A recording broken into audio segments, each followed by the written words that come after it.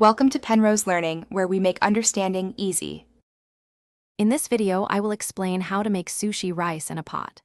First, measure 2 cups of short-grain sushi rice. Place the rice in a bowl and rinse it thoroughly under cold running water.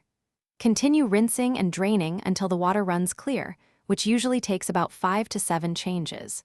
This crucial step removes excess starch, preventing the rice from becoming too sticky and ensuring each grain is perfectly separated. Next, transfer the rinsed rice to a heavy-bottomed pot with a tight-fitting lid. Add 2 1/2 cups of cold water to the pot. Bring the water to a rolling boil over medium-high heat. Once boiling, immediately reduce the heat to low, cover the pot tightly, and simmer for 15 minutes. Do not lift the lid during this time. After 15 minutes, remove the pot from the heat and let it rest, still covered, for 10 minutes.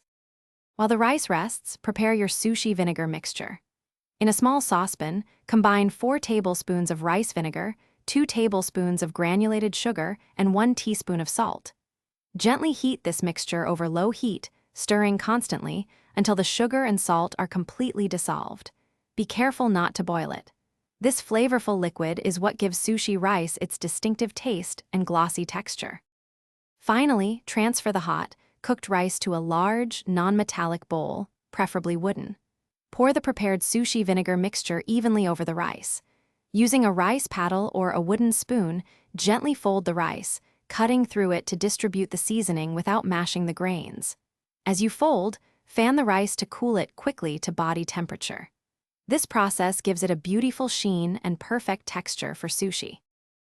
Thanks for watching. If this was helpful, leave a like and consider subscribing. See you next time.